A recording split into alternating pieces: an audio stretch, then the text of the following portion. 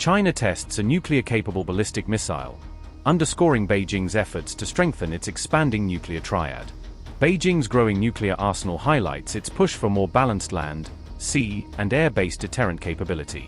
As tensions over Taiwan persist, China uses a high-profile missile test to send a strategic military signal to Washington and its allies. The Pacific missile launch puts the United States and its regional partners on notice as Beijing showcases its long-range strike capabilities. China's submarine missile test has sent what analysts describe as a strategic signal to the United States and its Asia-Pacific rivals. Analysts said the launch appeared to be aimed more at deterrence than at testing a new generation of missile technology.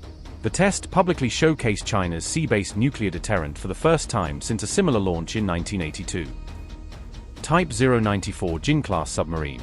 Class, a nuclear-powered ballistic missile submarine, SLBM, built to provide China with a continuous sea-based nuclear strike capability. Displacement, estimated to displace around 11,000 tons while submerged, making it one of the largest vessels in the PLA Navy submarine fleet. Crew, operated by an estimated crew of 130 to 140 personnel, responsible for navigation, combat operations, and strategic missile systems.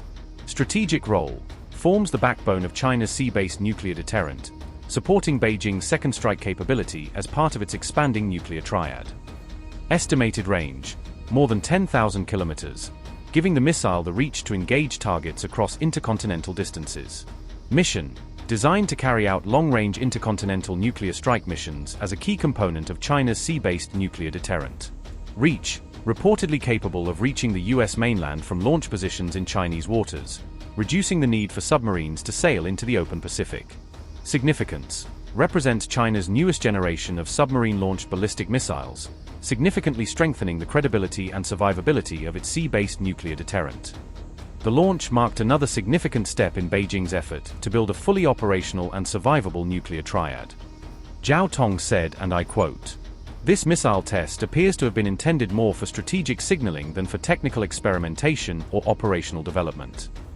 Although China has long been understood to possess this capability, this marks its first public demonstration." Unquote. The United States said it tracked the missile test and again raised concerns about China's expanding nuclear capabilities. Washington described China's rapid and opaque expansion of its nuclear forces as an issue of growing global concern. China's nuclear triad. Land, intercontinental ballistic missiles capable of delivering long-range nuclear strikes against strategic targets across continents. Sea, ballistic missile submarines armed with JL-series submarine-launched ballistic missiles, providing a survivable sea-based nuclear deterrent.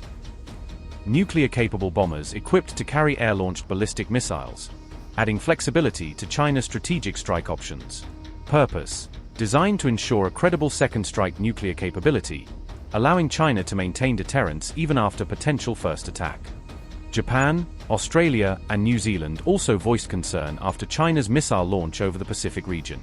Beijing urged other countries not to overinterpret the test and defended its long-standing nuclear policy. Analysts said the launch could encourage US allies to increase defense spending and strengthen military coordination. Japanese analysts said the test would reinforce Tokyo's case for accelerating its military modernization plans. Experts said the launch underscored the broader trend of intensifying military competition across the Asia-Pacific region.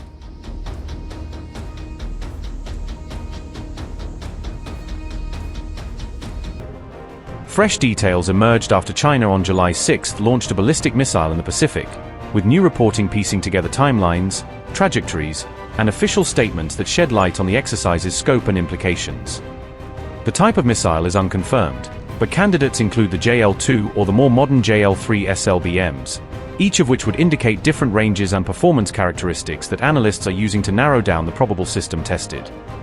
Only China's Type 094 nuclear ballistic submarines can carry such missiles at present, meaning the launch, if from an SLBM, likely involved one of the country's operational Jin-class boats rather than a yet-to-enter service platform. China has at least 6 Type 094 boats, with reports of 2 more under construction, a fleet buildup that contributes to Beijing's emerging sea-based nuclear posture by increasing patrol and launch redundancy. A new Type 096 nuclear ballistic submarine is in development but not yet in service, and once operational it would likely field more advanced missiles and further expand the survivability and reach of China's undersea deterrent. The test highlights the ongoing expansion of China's nuclear arsenal and submarine forces, underscoring a deliberate effort to modernize and diversify delivery systems across sea, land, and air.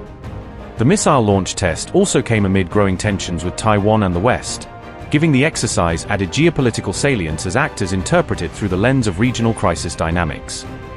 This comes weeks after she told Trump to stay away from Taiwan to protect China-US ties, and observers saw the timing as part of Beijing's broader campaign of signaling to deter external interference in cross-strait issues.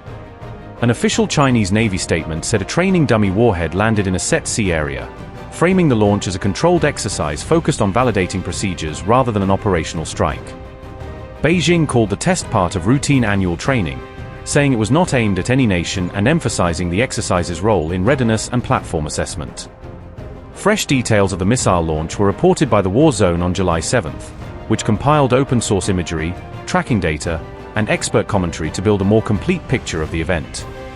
Chinese authorities issued warning notices for possible launches from 2 regions, alerting maritime and aviation actors to planned activity and reducing risks to civilian traffic during the drills.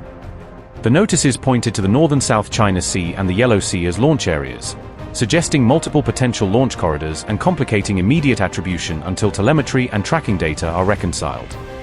The warhead appeared to have splashed down west of the Solomon Islands in the Pacific, a likely planned impact area consistent with long-range test profiles and the need to avoid populated shipping lanes.